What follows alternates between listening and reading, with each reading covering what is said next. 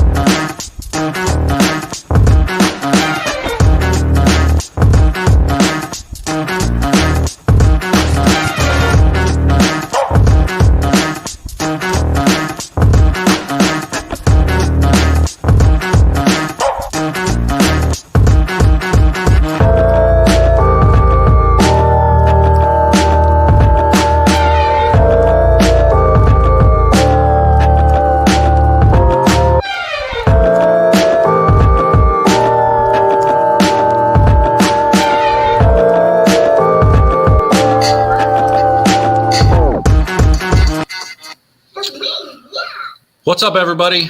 I want to make sure everybody can hear me. Give me a thumbs up, give me a comment, give me something that says, yes, I can hear you. My regular microphone is not working, so I don't know what this actually is going to sound like, but it's the microphone on my camera, so could be rough. So if you can hear me, give me a comment, shoot me a comment, let me know that you can hear me, and we'll kind of get going. Okay, Brian says, sounds good. Yes, sir. Okay, we're good. Holy cow, there we go. All right, lots of comments. We're good. Good to go. So one of the things that has been in discussion over, I guess, most of the last week, anybody that followed my social media, you saw I made a comment about layouts with high school coaches telling people that pin-up layouts go straighter, pin-down layouts hook more. And that's a problem. It's a big problem in my eyes. So I kind of wanted to discuss a little bit about layouts, and I want to discuss a little bit about hand positions and when we use them. But before we get into that, make sure to hit that join button. There's a join button over here on YouTube. Hit that join button. Every month we are giving away 2 bowling balls of choice. This past month we actually did 4 because I didn't forget, but I had to catch up from the previous month. So February and March we just did 2 balls for each of those months, and we did 2 in January. So every month we're giving away 2 balls of choice, plus there will be exclusive footage for every member that you'll be able to see on this channel. Soon the regional tour will be starting up, and I'll be going and doing some live video from there that will be for members only, as well as mic'd up series where I'll be mic'd up during footage, during events where you can hear what I'm saying. I'm basically talking out loud what I'm thinking, going through all of the shots the moves I'm making, the balls I'm throwing, all that good stuff. So you get an opportunity to learn from the good moves I make and the bad moves I make. You get to learn, gain a little bit of experience without actually being the bowler there. So that's good news. Well worth the $4.99 a month, I think, for a chance to win a couple of bowling balls. So make sure to hit that join button. We did actually got one there. Twitch Dawn Forshey actually just joined before we even got on. So thanks, Twitch. Appreciate you joining. Anybody who hasn't, make sure you go ahead and do that. We're for 3 balls for every. You're right, Chuck. For every 100 members that we have, we're actually giving away a bowling ball. So we're above the 200 mark. So we're giving away 2 bowling balls. If we get to 300, I give away 3 bowling balls. So that's kind of the way that's going to go. Everybody like my cool Bowler X cup? That's right. I got my own coffee cup with Bowler X on it for the shot. Everybody like my shop? Check this out. Isn't this cool? It's pretty neat, huh? Pretty nice looking shop. Decals everywhere. Let me see if I can get you a little bit of a view here so I can turn this around. You can see the big decal up there, Bowler X with the TV. Pretty sweet. 2 drill presses back there. Accessory wall with the open sign. We got 2 TVs on this wall. One actually is going with Team Umi Zumi right now for my boy sitting on the couch. Another one has Prather's up there, and then the big TV across there. It's always got bowling on as well. So we do a little bit of everything here. Got our windows out to the bowling center. My boy on the couch watching TV, and my messy desk. So you get to see what we got going on here, which is pretty neat. Now let me put my camera back up so I stop making people puke from all the motion in the ocean. But we got a pretty good wall. We actually have filled up that wall now. Over here in this corner right here, was a big hole. There wasn't a whole lot of bowling balls over there because I didn't have all the ball cups. Well, I got the ball cups now. So now they are on the wall. So we're good to go. Appreciate everybody that's come out over these first couple of weeks. It's been a pretty busy couple of weeks, so that's real nice. What do we got here? Before you get on the topic, I was curious, do you think the foot foul affected Prather? I didn't see that. Wasn't really paying attention. I'd have to go back and watch. So maybe. Depends. Where do you go to sign up and come do training day with you? I'm going to make a 6-hour drive to come and learn some new stuff. Bob, just call me up. The number. Here, let me see if I can hold this up. This is everything you need to know. So all that right there. Can you see that? Is it blurry? There we go. Maybe. I don't know. 1-833. Man, that's blurry, isn't it? I don't know if I can get it to clear up. Whatever. You know what I mean. It's 1-833 LTC Bowl. If you hit number 2, you can get a hold of me. It'll transfer over to my phone. And if I don't answer, just leave a message. Let me know what you want and when you want to come out. We're pretty well open. Most days, the best days are going to be Sundays, and Tuesdays are the best days to come out because most other days this place is pretty well bumping. So yeah, just give me a call or email bowlerxtrainingcenter@gmail.com. That'll get you whatever info you want to get there too. So another new member there. Who was that? That was Gummy Bear. Gummy Bear, appreciate you joining. Thanks for joining the channel. But we're going to get into this conversation about layouts and stuff. I guess I'll tell you the story that happened the other day. And it's not to call anybody out. It's just because I want there to be education. I want people to know. What the truth is, or what's actually going on now. Because the old school teaching was that pin up was straighter and pin down hooked more. And while that may have been somewhat true back in the day, 15 or 20 years ago, it's just not that way anymore. It's all about response to friction. And now we've got so much friction because we've got such powerful bowling balls with those cover stocks and stuff. To be honest, the layout is important. I don't want anybody to get confused when we were talking about minimizing layout. We weren't trying to say that layouts aren't important. What we're trying to say is layouts just aren't the most important thing in a bowling ball. They are just, they're down a little bit on the list of importance there. The most important thing is the cover stock on the bowling ball.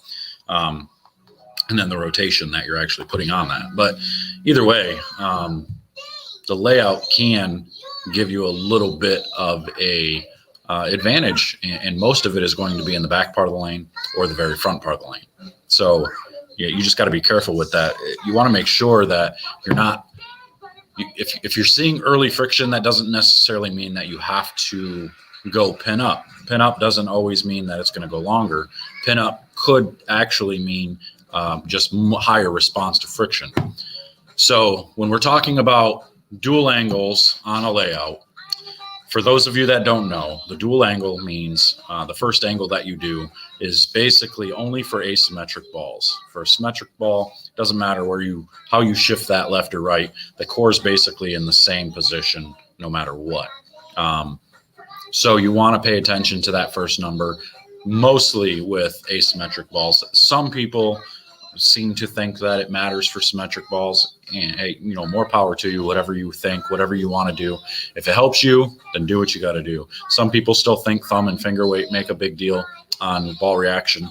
I happen to think those things are just really minor variables that you can adjust to kind of control carry a little bit, just to change your angle, your entry angle, just a pinch, just enough to get that 10 to fall just a little bit more. So it does matter in those aspects. So like when people are out on tour and these guys are bowling all these games and they're drilling balls on the truck, a lot of times you're seeing them, they're drilling the same ball multiple times and they're just putting slightly different layouts on them because they're going out in practice and they see it's probably cooled off by now, buddy. You're fine.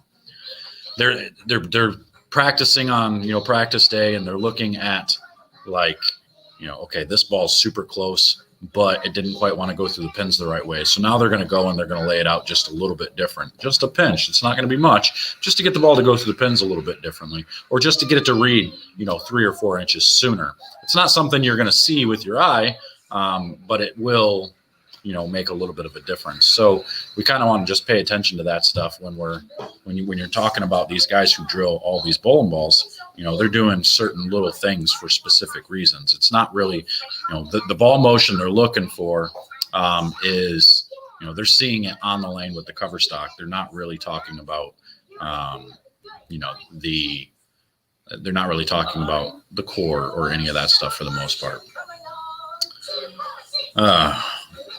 What do we got? I want to look at some of these comments here before I move on too much. Question for you: if you're two-handed, does it matter which direction the pin is laid out? Yeah, I mean, it's definitely going to matter no matter what. Where the pin is, according to your positive axis, is one of the most important things because that determines your flare potential.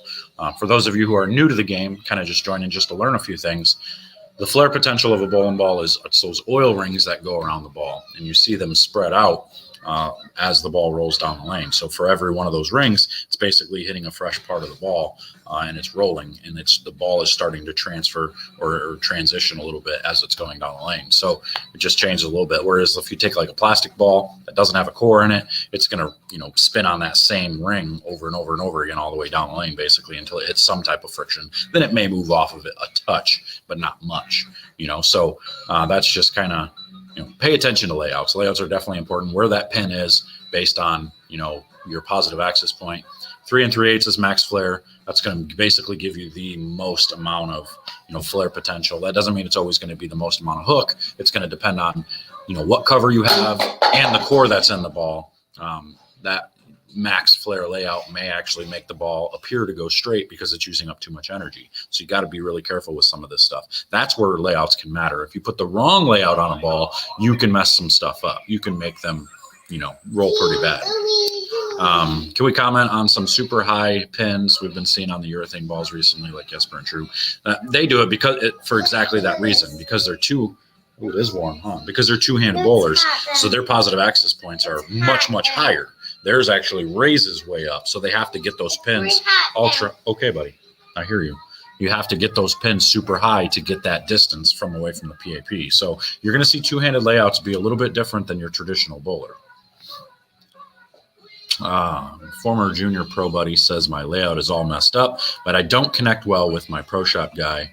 And when he talks, it's like he's speaking a different language. How can I break that barrier? You just got to be honest with him. You just got to tell him, like, look, hey, I don't understand what you're saying. Can you kind of break this down for me? Can you give me a little bit easier understanding. Most pro shop guys can kind of break it down a little bit for you. If you were to come here, I'd probably get you to understand it pretty quick. But you're probably not very close to here. So it's a tough break there. But you just got to be honest with them and just be like, look, I don't understand this stuff very much. Can you show me, explain to me the difference between this and that and the other, so that way I know. So anyway, back to my story. I had a girl come in with her dad, and she had a twist, a Brunswick twist, and a hammer diesel. The diesel's pretty old, but the diesel was the ball that she liked the most. It hooked the most for her, and it was basically her benchmark ball. It actually rolled pretty good for her. Their complaint was the coach wanted her to play straighter. They wanted her to play much further right than she is accustomed to. Now, remember, the coach is actually a left-handed bowler, an older bowler, who really liked to play left of 5. So he was basically teaching other players that you need to play close to the gutter. Really old school techniques. So they didn't have a ball because they're bowling on house shots all week long, every week. They're bowling on house shots. Anybody that's bowled any bit of time in this world, a house shot, you're not playing right of 10 very easily. There's not very many bowling balls, or really any other than plastic, that's going to be able to go through that burn. That's going to be able to go through that real high friction area and still let you stay a little bit straighter. So they come to me and they say, well, we drilled this twist. The coach recommended, and he, told us to put the pin up here. And he says, hey, what can I do? This ball hooks too much. We're trying to find something to go straighter. And I'm like, well, a twist is pretty much the lowest you can go other than plastic. There's not a whole lot you can do other than the layout could be better. The layout you can make it go straighter. And he's like, oh, okay. Well, what do you suggest? And I'm like, well, honestly, I would keep this the way it is. And then we can drill you something like a Beast, which again is the lowest of the low. It's got a little bit of cover on it. The Beast is actually a little bit stronger than, most entry level stuff. But we can put a real short pin on it and get it to lay down and just roll and just be straight. Not knowing they were trying to play in the dirt, like the dirt of the dirt. If I would have known that, I would have never suggested anything at all. I would have just been like, look, you just can't play the lanes like that. It's just not going to work. There's nothing you can do to get a ball to go straighter in there other than throw plastic. And by throwing plastic, you're giving up all the hitting power because you can't throw urethane, because urethane's even going to hook a super amount early in that spot, and you're never going to be able to get it to go straighter. So so I drilled this Beast. We went out, we found her positive axis point and all that, and she throws it pretty slow, a lot slower than what her rev rate is. So she's already going to struggle on that point. So I have no choice but to put this thing basically on top of her axis to just lay it down and get it to be as smooth and controllable as possible. So that's what we do. And she goes to practice with it the next day. The dad gets there a little bit later, and the coach basically hounds this guy and says, where'd you get this ball drilled? This is laid out all wrong. This ball's it's hooking 1,000,000. Like that's not what we wanted to do. You got to put the pin above the fingers, otherwise it's just going to hook earlier. The lower and the further right it goes, the more it's going to hook. And so this is what him and these parents and other people are going in there and telling this guy. And he says, he comes in here and he's kind of mad, and he's taking this coach's word about it. He's like, hey, we went and we practiced. This thing's hooking 1,000,000, and the coach says you laid it out wrong. And I kind of just was like, here we go. Like, because I know where this is going. And my partner, Greg, says, well, you obviously don't want to listen to that guy if he thinks that. And the dad says, well, that's the same thing the coach said. We shouldn't listen to you, and we shouldn't be here. So it kind of was a little, not much of a back and forth, but that was all that was really said. And I'm just kind of like, oh, here we go. This is going to be bad. So now I'm at, education point, and I'm like, okay, we got to explain this out. And so he's like, I was, watching some YouTube videos. I was trying to figure this out. And so I started explaining it to him, and he started to get a little bit of an understanding about it. And, I told him, like, look, we're just laying this core down. If you put the pin up, all you're doing is you're making it more responsive to friction. You're shortening the transition time that ball is making from core to basically cover combination from the friction. So, and then when you go pin down, you're lengthening that transition time, so it makes it smoother. So, and it gives it the illusion it's hooking early and all that good stuff. So trying to explain all this stuff to him, and he just wasn't getting it. He started to kind of understand a little bit, but I don't think he's new to bowling. He doesn't know a whole lot about it. So you can't really blame him. I blame the coach more than anything. The coach, who's been in the game for 20 years, failed to do any type of research and hasn't looked at, new technology, doesn't understand, core technology. And maybe it's not, it is his job. I can't even say, I'm trying to give the guy an out. I have nothing for him. But he should know more than to say, oh, pin up goes straighter and pin down, hooks more.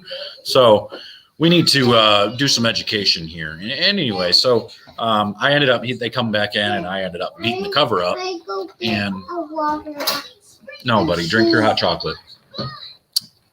And anyway, so I took the ball and I just beat the surface up. I took it a little bit down and I took it way back up to like 4,000. And then I just polished the hell out of it.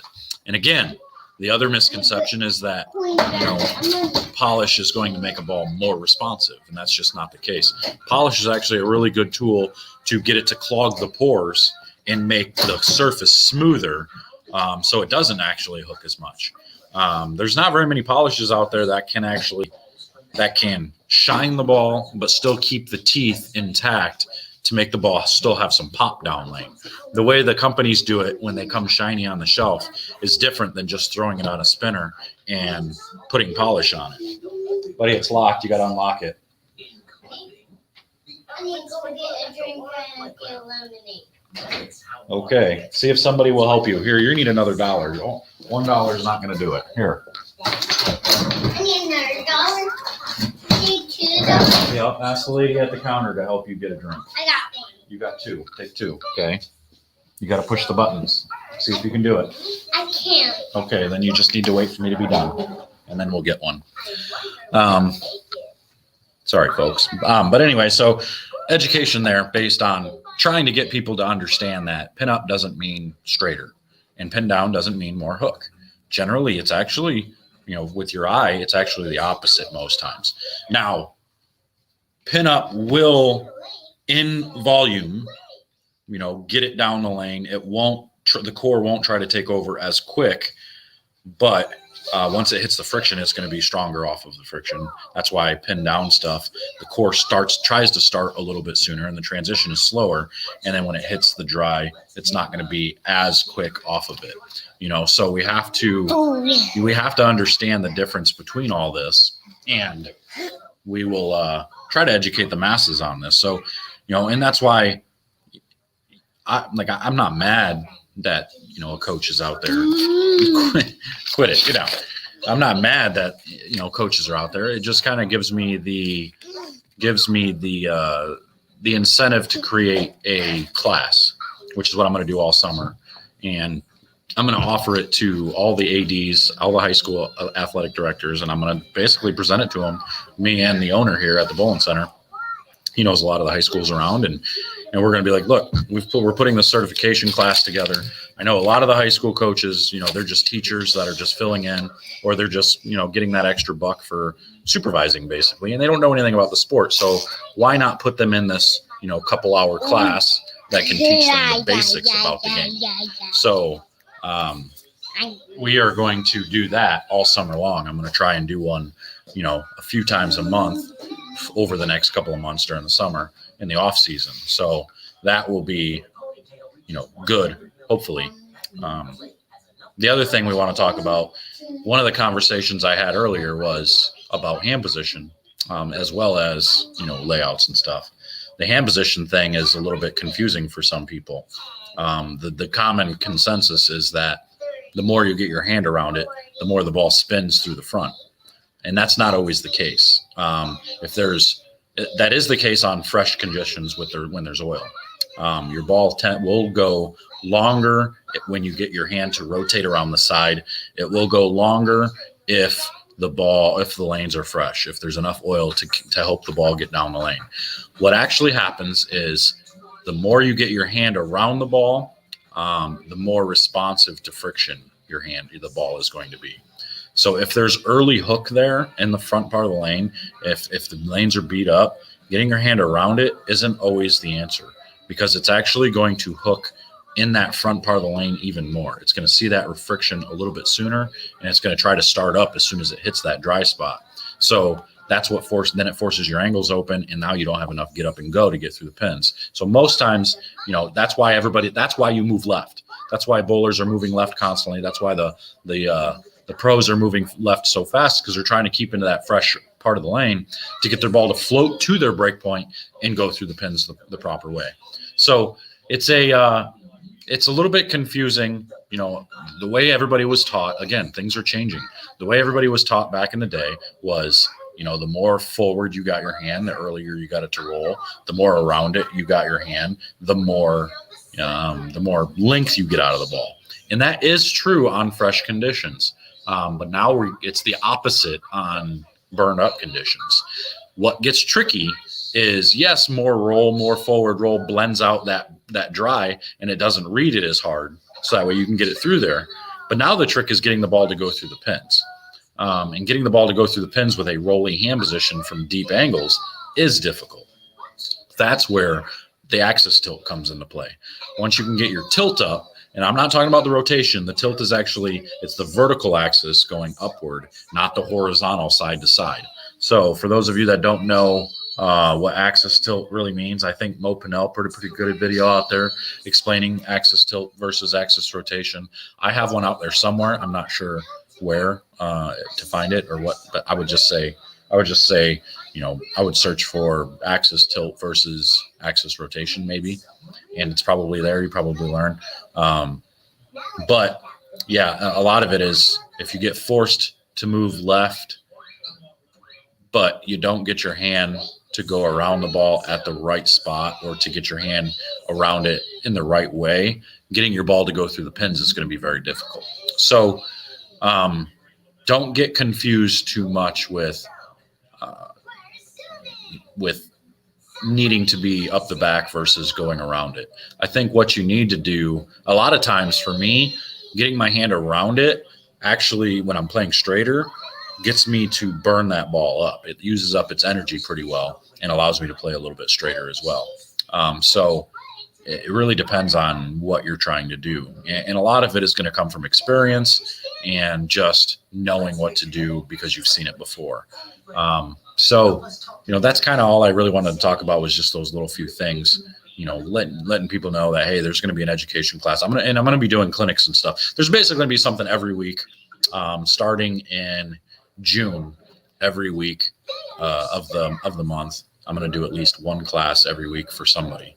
Now, there'll be adult classes, there'll be youth classes, there'll be coaches classes, and I'm going to teach, some coaching techniques and stuff like that as well. So you just pay attention to those. For those of you that live a little bit of ways away, we'll make it worthwhile for you to come out here, to come out to these clinics and stuff. They're going to be more than just a couple hours. Some of them will be, basically full day type things. So just pay attention to that stuff. I'm going to have a lot of it coming out here shortly. But I'll take a couple of questions here. If everybody, I'll go up and read a couple of questions, and then we're going to get out of here. I don't want to stay on here too long. It's been about a half hour now. So there's a good one right here. Jim Ward. What's your thoughts about swag and lane masters now going to be used on the PBA, and will they be able to compete? That's a good question. They do have some good equipment. There's some balls that it's just going to be swag. It's not going to be any of the other brands. So just the swag line is going to be, from what I understand from the people that I talked to. I knew they were going to go PBA approved a couple of weeks ago, because they were more or less asking, will you put some in your bag? And yes, I will. There's going to be certain balls that I do want on my bag for certain conditions. Absolutely. Because I think a lot of people are sleeping on this company.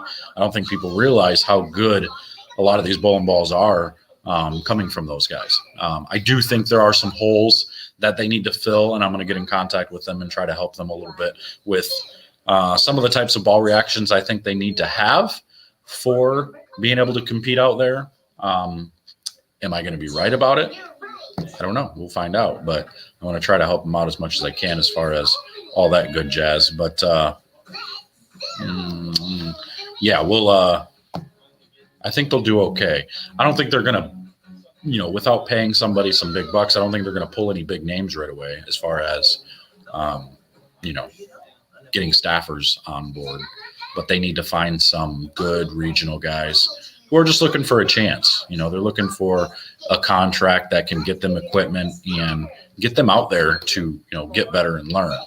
I think they are in a spot just like a lot of companies are, as far as trying to figure out good bowling balls that are going to be good for transition games, later block games. I haven't seen, the closest I've seen was that Lane Masters ball, that Bloody Ocean Pearl. So they're going to want to remake that ball and put a swag name on it or something, because that was the best ball that I've thrown. I've won a tournament with it. And it stayed in my bag for quite some time until it kind of died out on me. So I probably need to drill another one, or they need to make a swag line one that, don't call it Bloody Ocean, call it something else, but make it that cover and core, because I think that was a pretty good ball. That ball had some get up and go. So that was pretty cool. And it was a pearl that had a little bit of surface. It wasn't shiny. So that was, I think that's kind of key as well. But yeah. Contact info. Yeah, go ahead. I'll just put the email here. It's bowlerxtrainingcenter@gmail.com. And then the phone number here is 1-833 LTC What the heck? What just happened? 1-833 LTC is the phone number. You can get a hold of us there. Select number 2 to get a hold of me personally. Just don't call me in the middle of the night. Actually, I don't think it'll let you. I think I have it cut off after 9 o'clock, that it doesn't accept phone calls like that. But either way, just leave me a message if you want. And we'll go ahead and put that up there so you guys can see that. Yeah, I see the new ball called the Dynamite. I see that. It'll be interesting. That one looks shiny. So I think they're trying to come out with that ball we talked about. They're trying to look at that stuff. So I've been kind of poking at them a little bit, saying, hey, get these balls going on there. Get some shiny stuff that's going to look good going and have some pop down lane. The real test is going to be, can they get on some, beat up conditions where there's a lot of traction, and are they going to look good? Are they going to be able to get through it, and are they still going to be able to continue through the pins? That's the tough part. And if they can do that, they have plenty of stuff for fresh conditions. They have plenty of stuff to go straighter. They have plenty of big, strong bowling balls. Now they're just missing that little bit of a mix. I think they can probably throw in some good low diff balls to round out for the Pro Tour type guys. And then I think they would be in pretty good shape. So we'll see what happens from here.